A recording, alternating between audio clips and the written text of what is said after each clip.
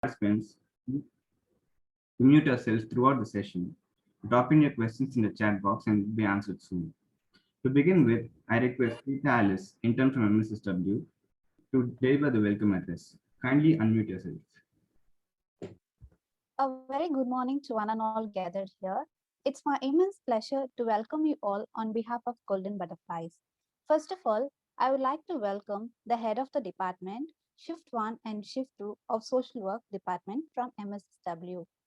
With great honor and pleasure, I would like to welcome the speaker of today's session, Ms. Smriti Rana, Director, Programs at Pallium India. Welcome, ma'am. Last but not the least, I would like to welcome all the participants joined for the awareness program. Thank you. Over to Jonathan. Thank you, Rita. Now I request Jamuna, intern from MSSW, to give us a glimpse about Golden Butterflies Children Palliative Care Foundation. Kindly unmute yourselves. A very good morning to everyone present here. Being an intern at the Golden Butterflies and the student of Madras School of Social Work, it gives me an immense pleasure to introduce Golden Butterflies to my fellow social work students. Golden Butterflies Children's Palliative Care Foundation is a registered, not-for-profit, public charitable trust. They are dedicated to serving the needs of the underprivileged children suffering from chronic, advanced, or incurable diseases in Chennai city and surrounding districts in Tamil Nadu. GB also provides psychosocial support to child patients and their families. They believe in holistic approach towards palliative care. The main activities are GB Here For You, which focuses on counseling children, siblings, and their families in hospitals or at the GB office. This program also focuses on empowering caregivers to deal with the sick children and also to take care of themselves. GB Bandwagon focuses on art and recreational activities with the child patient in hospital or at the bedside. GB Brick by Brick focuses on capacity building program to create more awareness on pediatric palliative care. COVID has magnified the problems faced by the families of the child patient. So GB continues to help the families with monthly groceries, nutri kits for the children, and also supports transportation with financial assistance. Being intern at this organization, we have experienced their first-hand compassion and care towards the children. Their kindness has been reflected to us as well in helping us doing our best in organizing this program. So I hope you all can also experience the goodness that the Golden Butterfly radiates. Thank you. Over to Jonathan. Thank you, Jamuna. As interns, we are very fortunate to get a chance to work at Golden Butterflies. Moving on to the much awaited part of the session, I request Manimoni Nitika from MSSW to introduce our speaker for the day.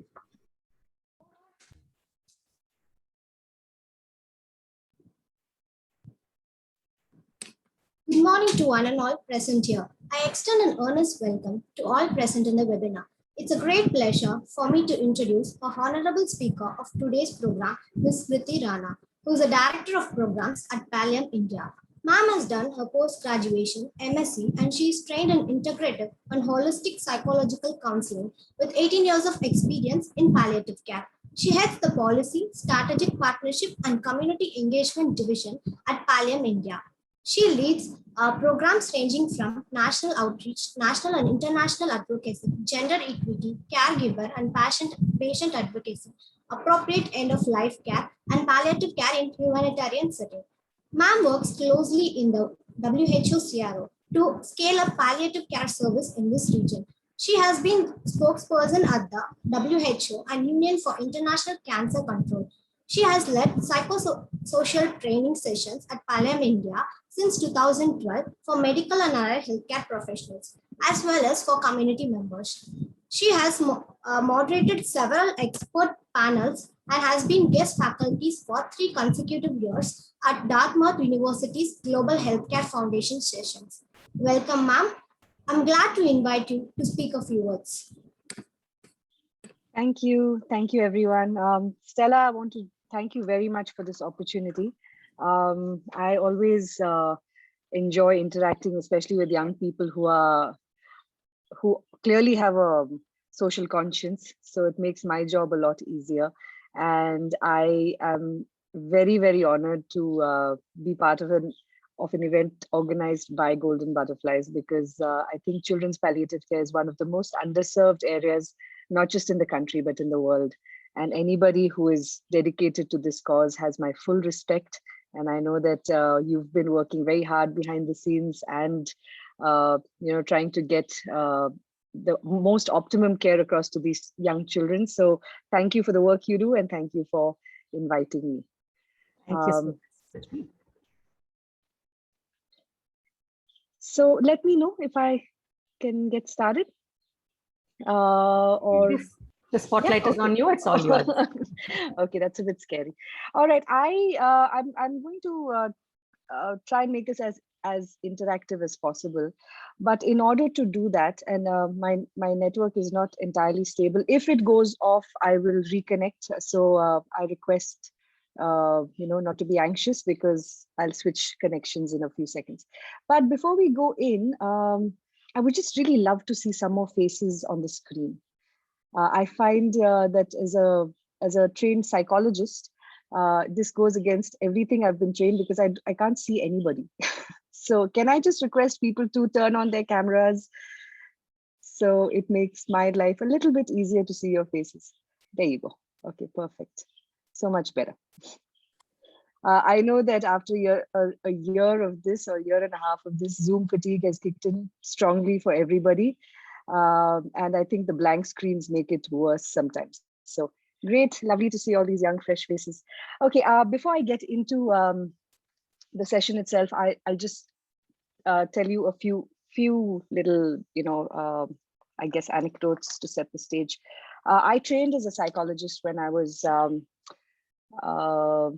very young, probably around the age most of you are now.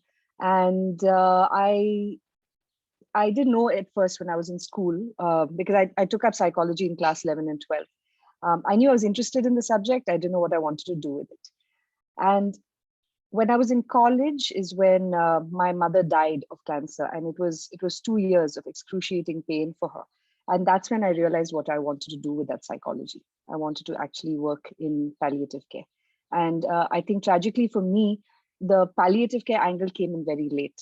In fact, I discovered palliative care when I went to donate my mother's medication after she had died.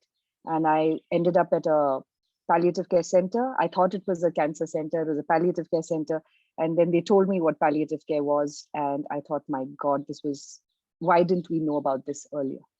So it's been now for me 21 years since that happened.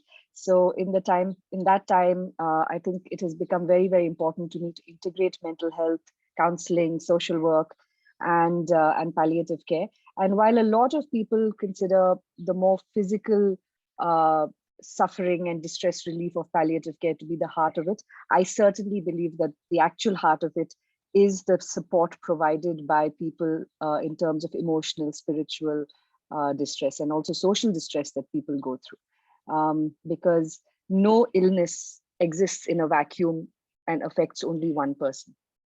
The index patient, whoever that is, whether it's an adult, a child, whoever it is, the entire family suffers as a result.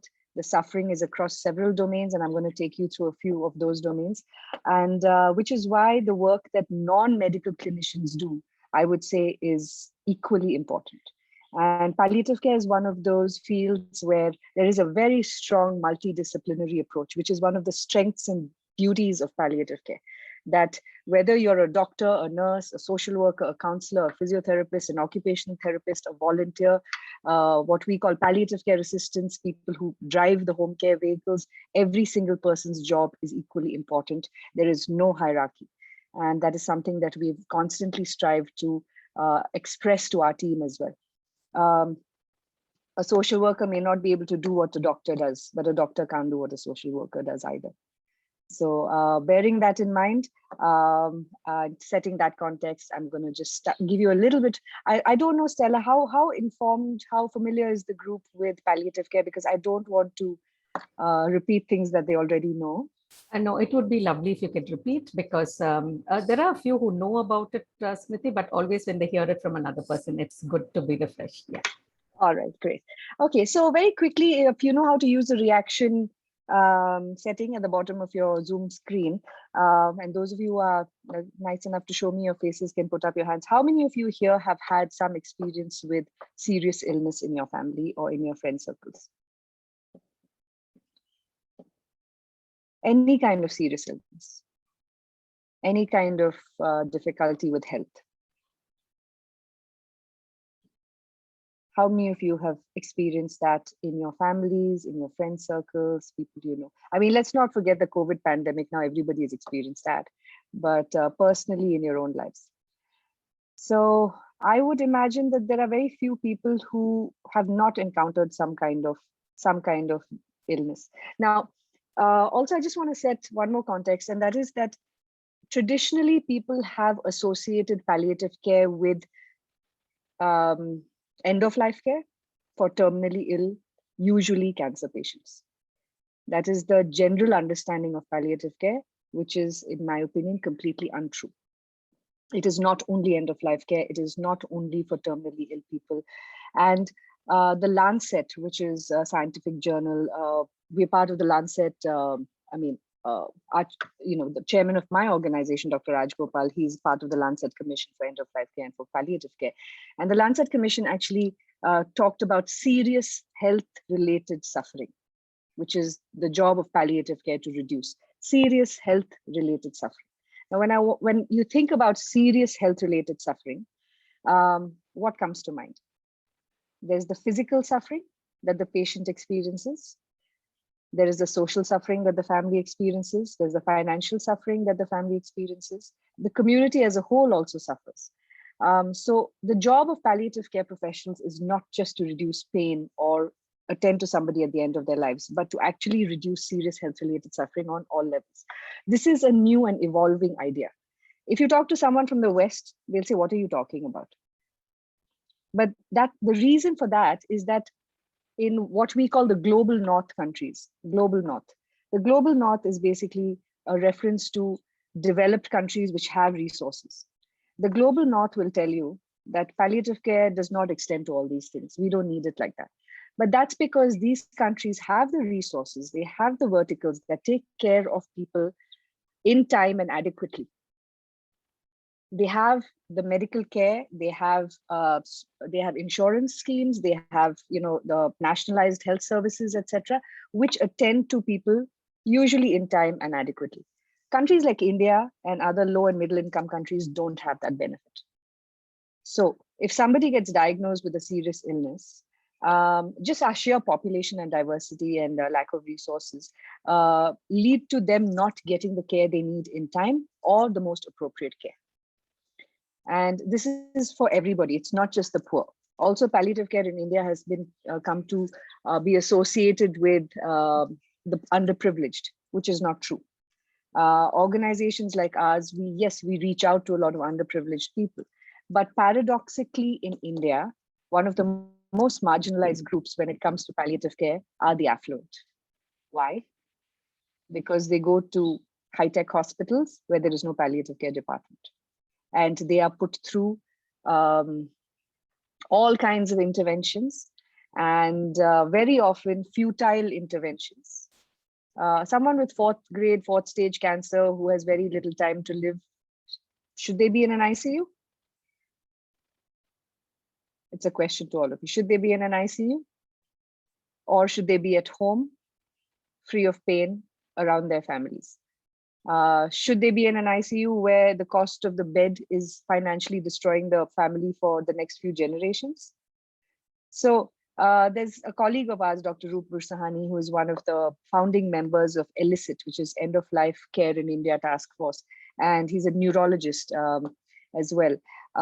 And he says, and I love this quote, he says, India is a country where in the hospitals, the poor can't get in and the rich can't get out. And that is something for us to think about. Okay, so by getting involved in palliative care, you're not just getting involved in advanced illness, you're also getting involved with health equity issues, which is very, very important for all of us to remember that the universal health coverage tenet says that quality medical care and healthcare should reach people. Quality care should reach people where they are, when they need it. at a cost that they can afford. So what are those things there? Quality care when people need it at a cost that is affordable. And if I were to ask you if the Indian healthcare system is doing that right now, how many of these 3 boxes will you tick? So that becomes, again, our job to do. So I'm gonna just, now that I've set that context, I'm going to quickly just share my screen and give you some sort of a brief overview of the importance of psychosocial evaluation. I know the theme today was counseling, but I'm going to just call it psychosocial evaluation because counseling, psychotherapy, these are all very technical terms. But I feel that psychosocial evaluation is a more broad understanding of what we are here to talk about. Okay, so some of you might know this, but the World Health Organization defines palliative care as an approach that improves the quality of life of patients and their families. That's very important. It's not just the patient, it's also their families, facing problems associated with life-threatening illness through the prevention and relief. So not just the relief, but also the prevention by means of early identification, impeccable assessment, and treatment of pain and other problems, physical, psychosocial, and spiritual. Now, like I said, this is the older definition. And in my opinion, it is also a little bit of a limited definition because it's not only life-threatening. Today, we also say life-limiting. And life-limiting can involve all kinds of things like people living with disabilities, people living with other congenital anomalies, things like that. So it's not just life-threatening, it's also life-limiting. And more than anything else, I would like you to remember the phrase serious health-related suffering. Okay, and why psychosocial care? It's because, like I said, if you live with a serious illness, it causes all kinds of unique stressors and challenges which you would otherwise not face, which requires skilled intervention by counselors, by social workers to help them navigate that emotional territory, which is very difficult. So it's not just a physical territory that people go through. And also understanding that the factors related to a patient's quality of life are essential. Now, it's not always physical things that make up a person's quality of life. It's so many other things, which in a minute, I will just take you through. So in palliative care, we have what we call total pain. It's a concept that is quite unique to the palliative care vocabulary. And what is total pain? Total pain basically recognizes that the pain or the distress I experience is not just a result of my physical distress, but everything else that is happening in my life as well. Okay, and whatever pain I'm reporting is compounded by it. Now, for instance, if I were to ask you guys, okay, you know, it's a Sunday afternoon, you're on leave, you're at home, somebody who cares about you is with you, and you get a headache. And I ask you on the pain scale is 1 to 10, 10 being the highest. And I ask you, okay, where are you on the pain scale? What are you likely to rate your pain as? You can put it in the chat box. It's not like a migraine level pain. It's there, you know, you can feel it. It's upsetting you a little bit, but you're at home. It's a Sunday. Somebody is there to make you some nice rasam rice. Somebody is there to just give you a head massage. 3, someone says 3, someone saying 4. Okay, it's 4. So all below 6. Okay, all right. Now, imagine that you have the same headache on a Monday morning. You're late.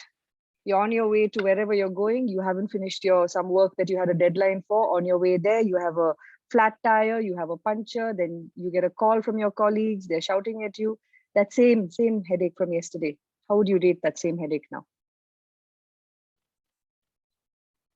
5, 9, 8. Yeah, well above the halfway mark, right? So this is what I mean total pain is. When your external circumstances change, the physical distress you feel is exacerbated. Now, the example I gave you, by the way, is a very, very trivial example. You take that and expand it to cancer pain. Take that, expand it to some other pain that you have. You can imagine what total pain is like for somebody with a serious health-related issue. So coming back to, I seem to have lost my Here it is. Okay, so that's total pain. So illness-related suffering is much more than physical distress, as has been demonstrated by you guys just now, and total pain is in the center. So all of these different things, psychosocial, psychological, socioeconomic, spiritual, physical, all the things that are happening in people's lives affect their total pain. Now, I'm just going to quickly, I'm not going to spend too much time on this because I want to be mindful of the time we have. So here's a case study. We have a 37-year-old woman who's been diagnosed with cancer of the cervix. The cervix is part of the woman's reproductive system. It is the neck of the uterus. Okay. She had surgery and radiation followed by a colostomy. You know what a colostomy bag is? It's something that pulls fecal matter out of the person when their own systems can't really, regulate the flow of expelling toxins from the body. She was referred for pain management. At the time of registration, she presented with extreme pain, bleeding, foul-smelling discharge from the vagina, infection around the colostomy area. Very anxious and scared, no idea about palliative care. And from the medical records and present disease progression, our team felt that she did not have a very good prognosis. She's married, her husband is 43 years old, he's a daily wage worker, and her daughter is 12 and going to school. So this is a quick case scenario. So what are the important areas that you guys would assess in her case? I'm going back to the screen. I'm going to spend a couple of minutes on this. I want you to please type in the chat box when you remember the total pain grid. What are some of the areas that you're going to assess her on as a social worker? What are the questions that you would want answered? So just think about it this way. What are the areas that you would like to know more about?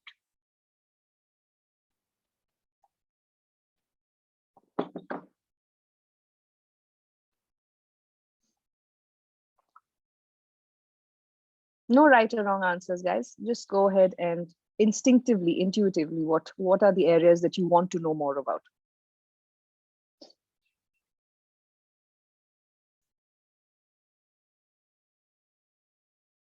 How long has she been like this? Yeah, financial strain. Yes.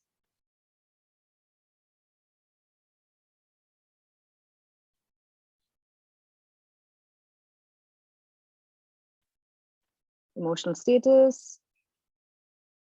Yeah, stress over her response. Excellent point. Stress over her responsibilities. Support from the family. Yes. Great. So you guys are all on the right track. Okay. Now, why are we assessing this person on these different quadrants? And one is to identify the problem. So you all have said, okay, check out, what the financial strain is. Does she have support from the family, etc., etc. So we're investigating those areas.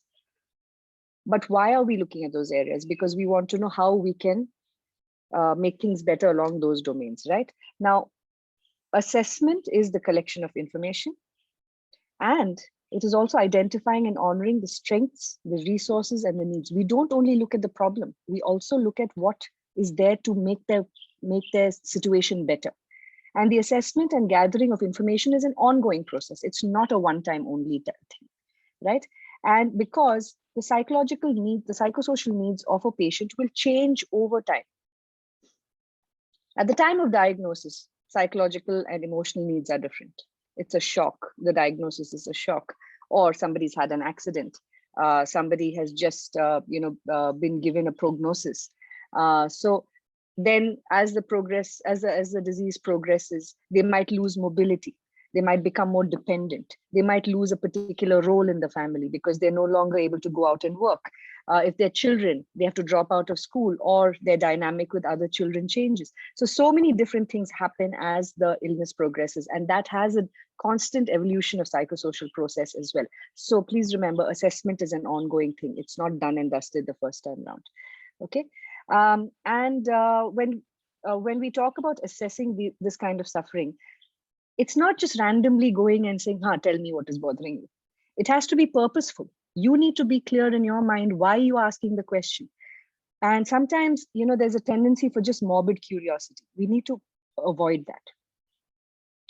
So if you are asking a question, if you're making an observation, there has to be clarity in your mind as to why you are doing it. And the conversation has to be purposeful. Very often we say, okay, you know, I'm just going to be present and allow them to ventilate, allow them to say whatever they have to say. No, that doesn't help. There has to be a purpose for you being there. There's a purpose for your conversation. And we need to be mindful not to waste their time either.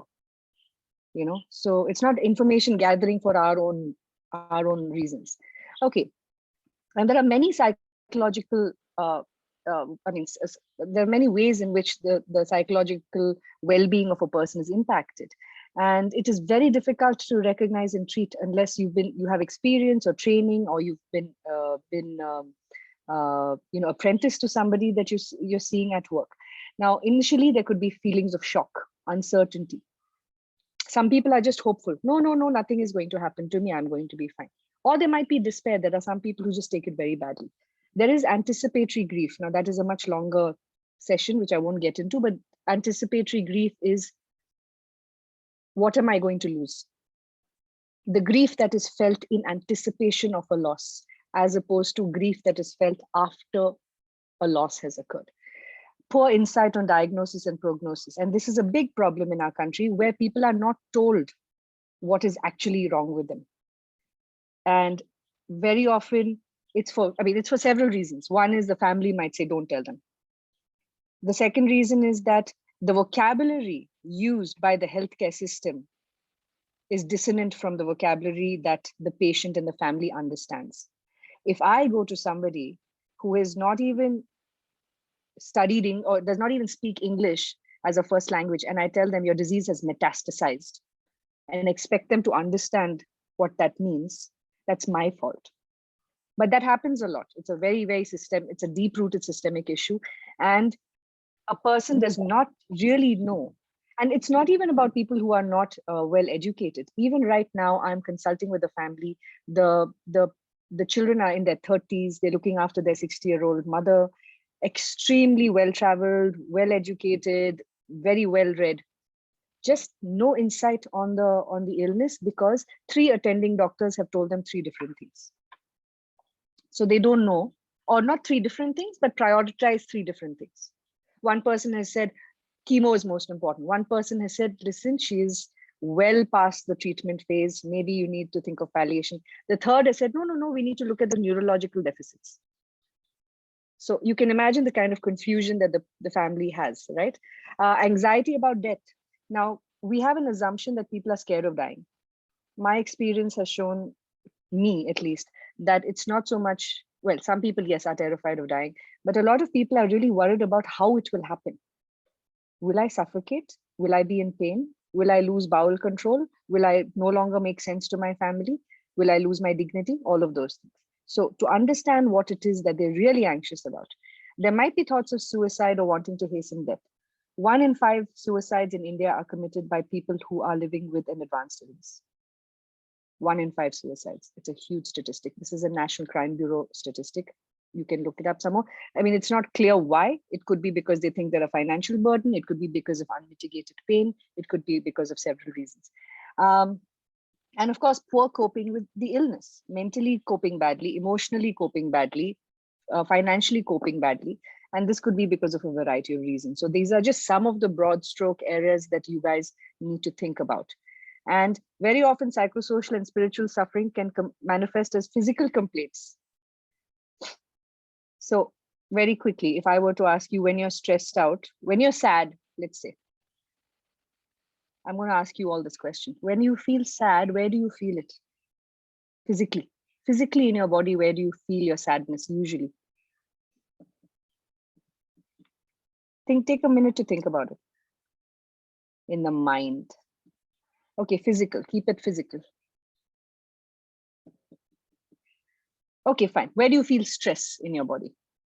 I find it hard to breathe. Yes. Chest. Yeah. Around the heart. Yeah. So we're still talking about chest. I mean, about grief. Okay. Where do you guys feel stress?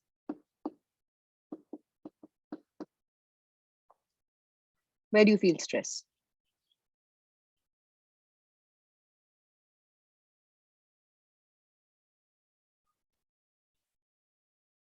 Brain. Absolutely.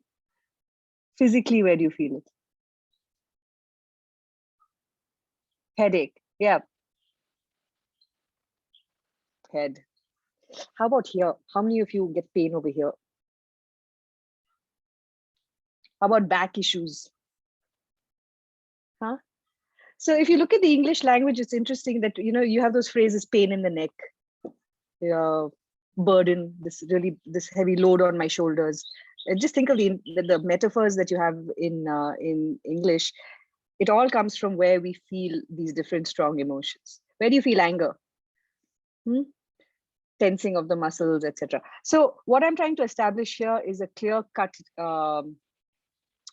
connection between emotion and your physicality. So when someone tells you that they're feeling their stomach is out, they have a headache, it could very well be that there's something else also going on there. I'm not going to get into spiritual assessment right now because we don't have time, but I just want to say that this is a very, very important part of the counseling aspect, very important part of the mental health aspect. You don't have to be a religiously ordained person. And I certainly don't mean spirituality in only the religious sense. Religion is a part of spirituality. Spirituality is a much bigger thing. It is anything that provides us with connection, meaning, comfort, and hope. For some of you, it could be music. For some of you, it could be a walk outside. Some of you, it could be a swim in the beach. Some of you like to some of you like to perhaps write poetry. Some of you like to play with children. It could be anything. It could be your work that you do. It could be a special relationship in your life. So anything that gives you these things it has to do with your sense of spirituality. What of hope? What tells spiritual calling might be your find a lot of meaning, able to alleviate someone of their pain. That would give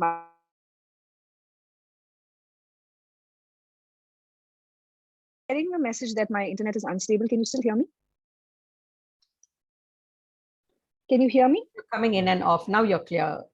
Now I'm all right? Okay, fine. All right. So let's go back to the case of that lady I talked about, the one with cervical cancer. And this is what we find when we assess her. So I'm not going to read this out for you. I'm just, can I ask one of you to take up a square and read it? I'm just going to ask you to unmute. Someone please read out physical, someone read out psychosocial. Stella, I'm going to let you choose the folks because I don't want to be that person who calls out names. Jonathan can start the first one on physical.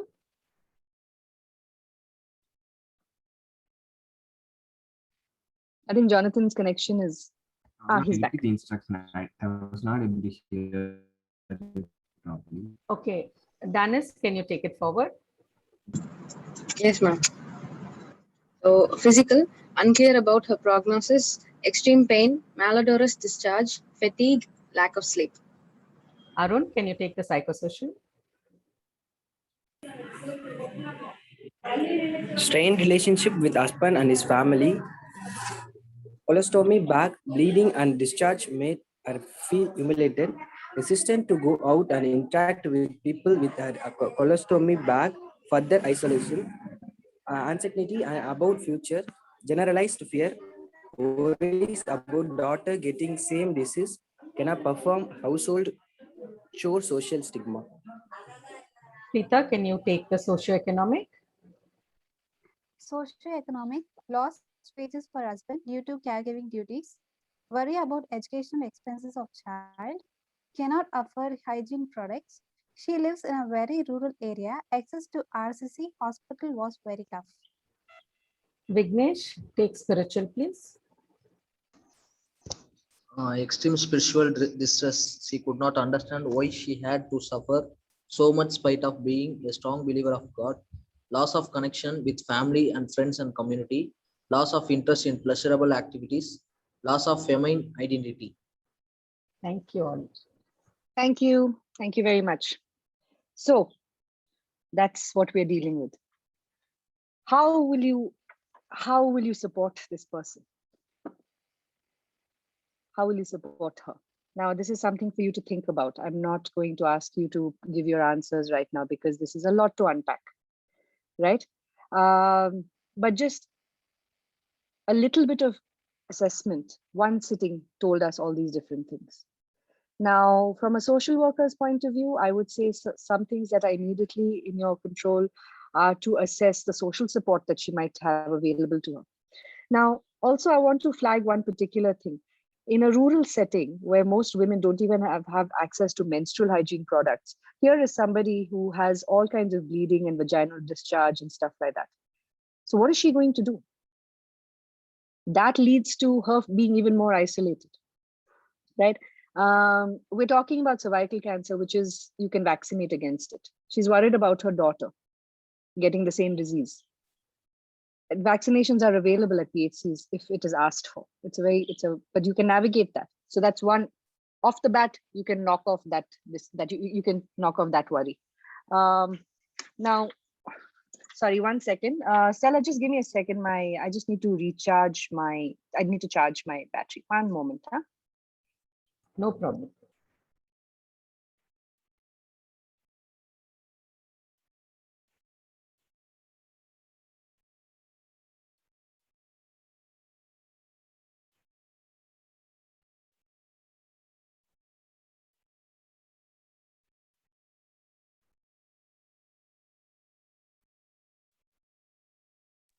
Okay, I'm back. So if you just look at all of this, I want you guys, if you have your phones or something, I mean, I'll send you the slides. I want you to look at the slide and I want you to think about how you can very quickly reduce the lists on each of these boxes. Unclear about her prognosis, extreme pain, malodorous discharge, fatigue, lack of sleep. There are so many things here, but under socioeconomic and psychosocial, I want you to think about what you can do immediately to relieve her distress. Okay, so I'm just going to ask you to take that back with you after this. I want to very quickly touch upon the concept of dignity because that is central to all the work that we do. A lot has been said about dignity, but I'm just going to ask you a simple question. What does dignity mean to somebody? What is dignity? It's one of those words like love, like joy, that we all know is important. But if I were to ask you to give me a specific definition, I doubt that I don't know how many people there are in this room, Stella. I see 55 people. If I ask 55 people what dignity means, I'll get 65 answers. Okay, but we know it's important. So now dignity means something to everybody, but it means different things to different people. And there's Dr. Harvey Max Chochinov, who has written this incredible book called Dignity Therapy. If you have a chance to find it online, please do. It's based on 20 years worth of research. And really, the ABCD of dignity conserving care is attitude, behavior, compassion, and dialogue. And you don't have to be medically trained to provide any of these things.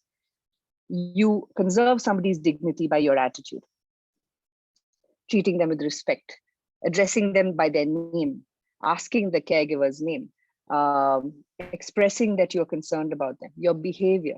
If I'm talking to them and looking at my watch, I'm not being respectful. Compassion through your words, through your language, through your presence, and dialogue. Very often patients, because when somebody is sick and when they enter the medical system, they're already at a vulnerable position. There is a power structure that exists within the healthcare system where the doctor is here, there's the healthcare team, there's the admin staff where the cashier is, there are, all of those people. Every single person in that setup is operating from a different power position. And very often the patient and the family gets spoken to like this: do this, do that, go to that cash counter, get that slip, come here, then I'll let you go to the MRI, then somebody will say stand in line. So you understand how that is. But dialogue is important. Very rarely do people on the receiving end have a chance to speak for themselves.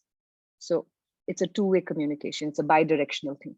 And people experiencing a loss of dignity have significantly higher rates of depression and anxiety and feelings of hopelessness. So as young people going out into healthcare, I would ask you first and foremost to prioritize somebody's dignity and how you can conserve it for them. There's enough articles out there. I'll probably send some links across later for which can be shared amongst all of you.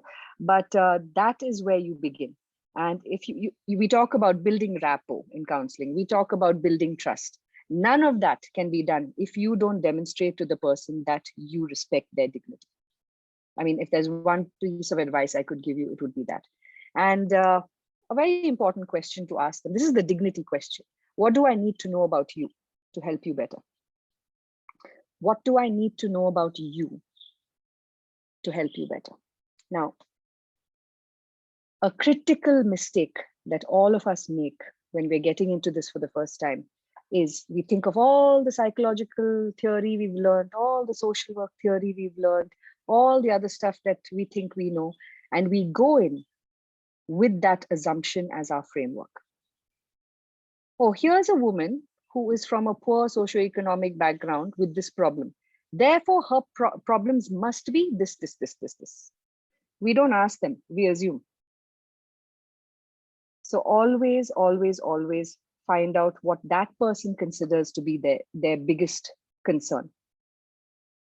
That woman who was bleeding, who didn't have discharge, who didn't have sanitary products, who is in excruciating pain, you might assume what her primary concern is. Her primary concern is who will feed my child tonight? That could have been her primary concern. So always, always ask this question. Let them guide you. Let them set the agenda. Okay. So here are just some pictures we've from our inpatient unit. This man was very, very sick. It was their wedding anniversary in about 2 months. The prognosis was not very good. He was already deteriorating. So we actually had we celebrated their wedding anniversary 2 months in advance. And they were able to have that last celebration together because that is what he wanted to do. Now, you might think that he would have wanted so many other things, but he actually wanted a cake for his wife.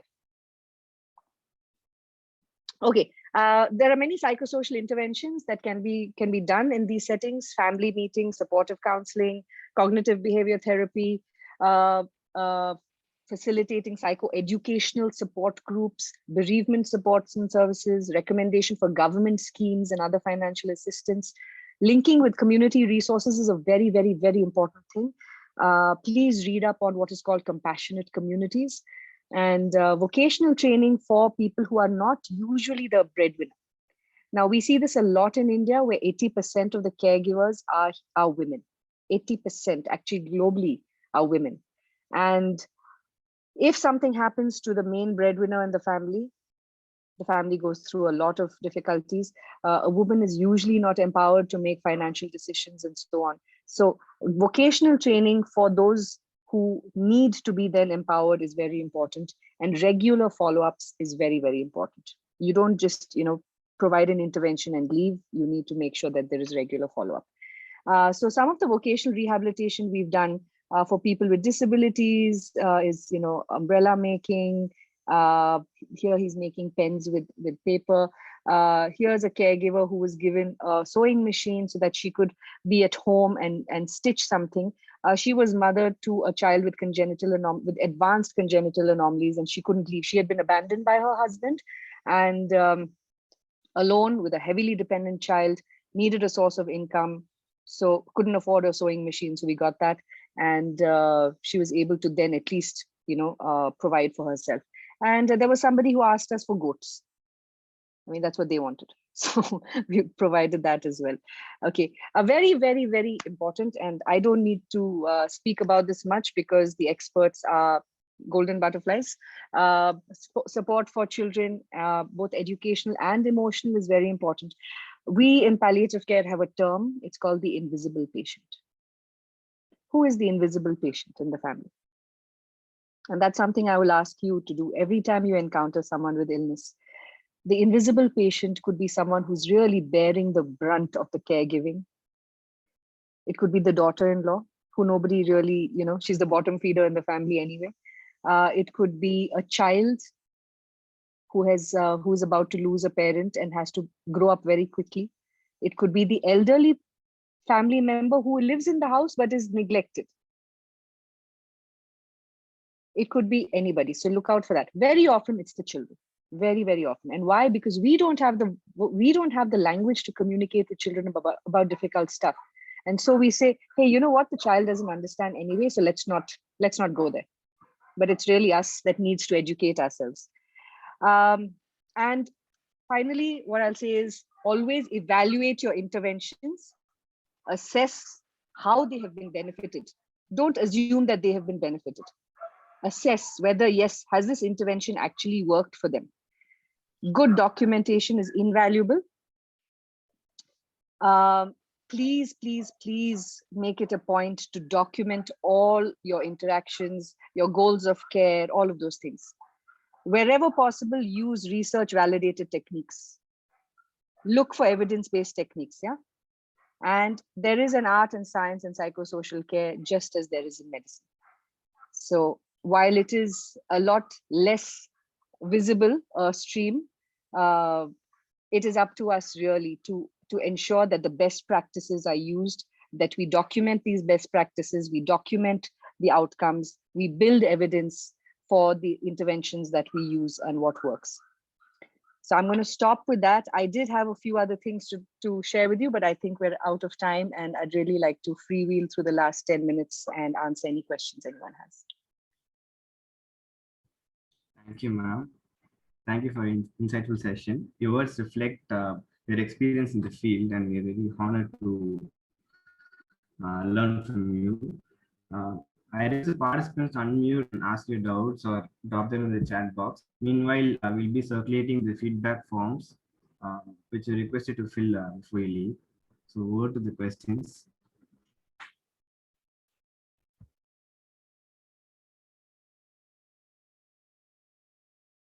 Stella, I didn't touch upon anything to do with children and communication because I think that's your forte, and I'm sure you'd have another session on that. If I may add just one more thing, I didn't want to get into the actual counseling techniques because it would be unfair to just skim through them. But I would like to make a case to say that there are a lot of, I would say that we have a long way to go in actually devising techniques that are specific to palliative care settings. And that's something that we are striving to do. We're striving to create a program specifically for mental health interventions in palliative care. At the moment, I think where we are positioned is that we take, general practices. Okay, so what are some of the issues that come up, mental health issues that come up in palliative care? Is anxiety, depression. There's PTSD also because of the trauma that is experienced. There are several other things, and very, very critical component, especially for children, is the theory of ACEs, which is adverse childhood experiences. And that is very, very important for us to pay attention to, because any adverse childhood experience that a child goes through because somebody in the family is sick, or they are sick, or their sibling is sick, has very, very long-term repercussions in terms of their behavior, their adjustment, their relationships, and all of that. So there are several domains that need to be attended to. And we have 10 minutes. I can take 5 minutes to share a couple of slides with you guys, if that makes sense, Stella. Yeah, please. And then, yeah? Okay. You actually touched the right things, Smriti, today, because it was not about counseling. That's what I said. Techniques and what they have to do is entirely different. This is what a social worker needs to know. So thank you. Thank you. So, so very quickly, I'm just taking you guys through this. Injury to the integrity of a person, suffering, we've talked about this, we've talked about dignity. But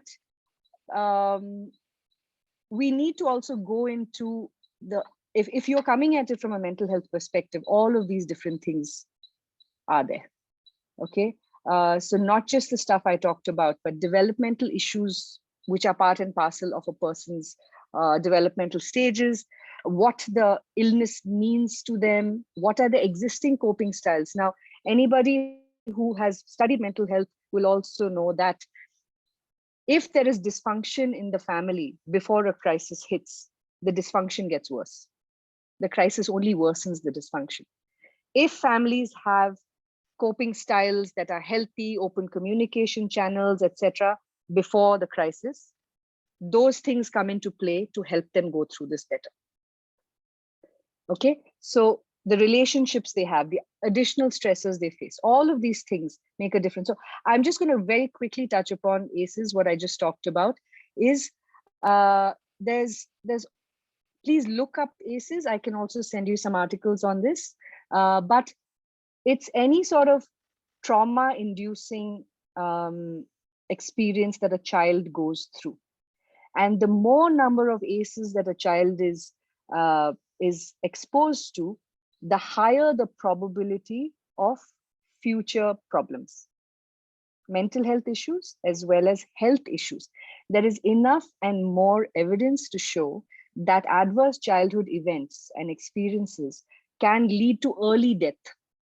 How does that happen? Now, abuse, neglect, all of these things are part of the ACEs, a constellation, but it does affect people's behavior. So now, as I'm just going to show you this, depending on how many adverse childhood experiences a child has, it impacts their social, emotional, and cognitive function. If I am neglected, if I'm beaten, if I am abused as a child, it affects how I cognitively meet the world, how I emotionally respond to it, and how I socially interact with it. It does affect. I might be terrified, or I might be distrusting, or I might be suspicious, or I might, have all kinds of attachment issues and so on. It also leads to health risk behaviors, substance abuse, impulsivity, high risk behaviors like, just no cause, no thought for consequence. And all of those things may then in turn lead to disease and disability. High risk behavior can lead to accidents. High risk behavior can lead to extreme substance abuse, which can lead to other health issues, and it can cause early death. So this is a very, very important piece, especially if all of you are interested in working with children, to understand that even if a child is not the index patient, but there is sickness in the home, there is illness in the home, which has caused financial constraint and burden, which has caused stress in the family that has led to fights, or it has led to having to sell the house in order to pay for treatment. It involves educational opportunities being dropped. Very often in palliative care, we see that the healthcare expense is so high that one of the collateral damages is the child's education. A child is pulled out of school so that the tuition fee can be used to pay for treatment. That causes, again, multi-generational issues, because the child loses opportunities, the child loses the ability to really go out and do what they have the potential to do, etc. And then the cycle continues. So from a mental health perspective, please look out for children in the family, whether they are the index patient or especially if they are the sibling of a sick child, because it's usually the sibling of a sick child who is the neglected one. Not because the parents don't love that child, it's because a sick child takes up so much time and energy and attention. And the child who is in good health is expected to look after themselves. Very often people will compare them. What are you complaining about? Look at your brother. So very, very high risk group is the siblings.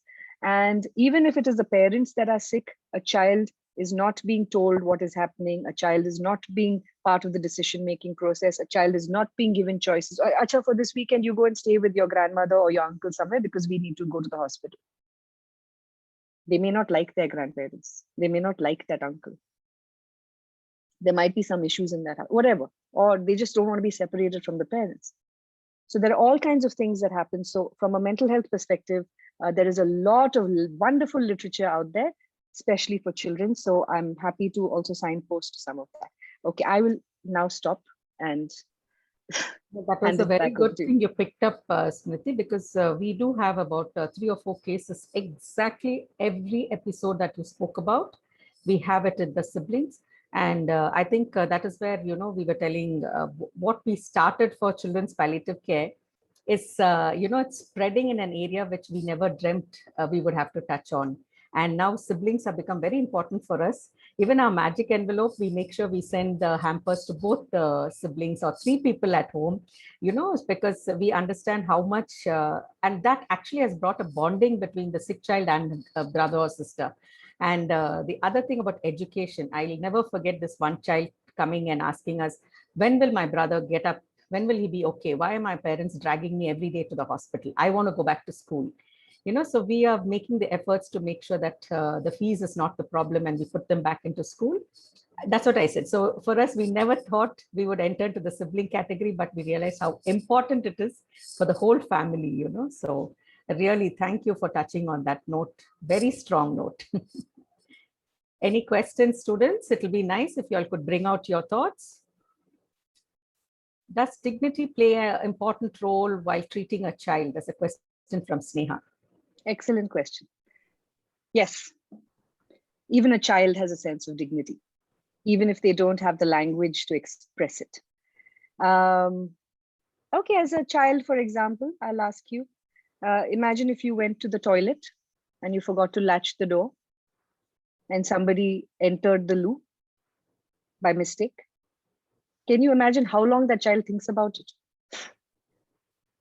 That's just one example. Very often I find that we treat patients and children the same way. We'll go change their clothes for them in a public place. Take off the sheet, change the catheter in front of 5 medical students who that person doesn't know at all. We talk over the patient to the family. We talk over a child to their parents. Lots of similarities between how we treat children and patients. We take away a person's autonomy because we think they're incapable of making decisions for themselves. And nothing could be further from the truth. A child has a deep sense of dignity. It's up to us as adults to see how they express it. They may not have the vocabulary for it, but they, as most things that children do, they demonstrate it through their behavior. You watch how 2 children play or a bunch of children play, you'll start seeing all these things very starkly. So yes, dignity. And what are the challenges in treating a child and how to overcome it? Oh my God, that's a whole other webinar. but I think Stella We will call you back again. You are the experts there, but I'll be happy to come and pitch in. It's a great question. I'm glad that question is being asked, but I don't think we have even a little bit of time to cover that. Yeah, very true, very true. We'll get back to you, Gautam, on that on another day. I have a question. Yes. So counseling is done by both social workers and psychologists. So which one of these 2 professionals do you think will be well equipped for the work for counseling? Okay, so that's excellent question. I think there is very, very limited understanding of the role of counseling and mental health in India. Things are changing now slowly, but I find that a lot of people use the word counseling and psychotherapy interchangeably, which is very wrong. We all have different levels of training. Now, counseling is about what is the immediate issue, what is the person going through, what are the coping skills that they're lacking, which I can help them develop, what are the resources around them that they can identify. I just need to be their sounding board to help them identify it and provide very solution-based sort of interventions to handle this particular crisis. Psychotherapy goes into the past. What happened to you as a child? This is a much longer, much deeper process, and it is not to be attempted by somebody who is not specifically trained in it. Yeah, so counseling has a very big role to play. From the social work aspect, Jonathan, counseling is also directing people towards resources that they didn't know they had, or they know they had but had forgotten or overwhelmed by the crisis. A simple question: who do you go to for support? Now, in one of the things that I didn't talk about today, but which is important, is the idea of an eco map. Please look it up, an eco map, ECOMAP. You'll find it online. It's how to help somebody identify resources within their community and their social circles. Counseling also involves that. So psychologists have a different flavor to the kind of counseling they bring. Social workers have a different flavor. There is a lot of overlap. There is nothing that a social worker cannot do. There is also something called barefoot counseling. Look that up as well. I will send you the link to that. Barefoot counseling is a beautiful, beautiful concept where you don't have to be a trained psychologist to use the methods of counseling techniques, right? Certainly, I think all those skills that a therapist uses, active listening, generous listening, paraphrasing, rephrasing, all of those skills come into play. So I would say that it's a continuum with lots of overlaps. And at some point, even a psychologist needs to say, okay, this is something a psychiatrist needs to handle. So it's a very sort of, again, multidisciplinary, interdisciplinary approach. So I don't know if I've answered your question, but yeah. That's a mere answer. We have one more question. I think we might end it that because we are running short of time. So what is the role of social worker in bringing quality care while treating the patient? Huge is all I'm going to say, because actually it's the social worker who is the eyes and ears of the team that goes into the person's home setting, into the community setting. I will, as a doctor, if I were a doctor, I would see them in the clinic. I would see that. So which is why home care becomes really important in our setup. We send teams out into the homes because you cannot, very often what happens is you go to a tertiary care hospital and the doctor or the healthcare team prescribes, take this, take this, take this, take this. Okay, now you need a bedpan. Now you need now get a wheelchair. This is now when your mobility changes, etc. You go to this person's house, it's sitting on a rock with no motorable path to it. The nearest pharmacy is 3 kilometers away. They don't have transport. As a healthcare provider, I'm inflicting more suffering on that person by not understanding their social context. And that is where a social worker comes in. So, and the social worker is the person who will link them to subsidies, caregiver pensions, those kind of things, which actually go a long way in helping, especially the most impoverished families. So what is the role of the social worker? Absolutely tremendous. I think, in fact, social work is going to be the future of palliative care in the world. Yeah. To finish with the question answer session, my last question is, most of us are part of the COVID-19 batch where we do not get practical experience in counseling, and many do not get jobs due to this. So what is your suggestion or advice to us to become effective counselors in the future? How can we go to that point? Attend sessions like these that Stella organizes is a starting point. First of all, I want to acknowledge that your batch is probably going through something unprecedented. And I cannot imagine the challenges of having to go through such a formative time of your life in this setting. And I don't even have the words to express how badly I feel about that. But on the other hand, I'm seeing some remarkable innovations that all you young people are coming up with, and the need to learn, the need to absorb, the need to stay connected is it's so incredible. So that is really an inspiration to me. What can you do? Today, we live in a digital, globally connected world. And what would have been not available to us had this pandemic happened? If this pandemic had happened when I was your age, guys, I would be in a very different place right now, because there was no internet, there was no smartphone, I mean, there was internet, but it was expensive or whatever. But I would say continue to be curious.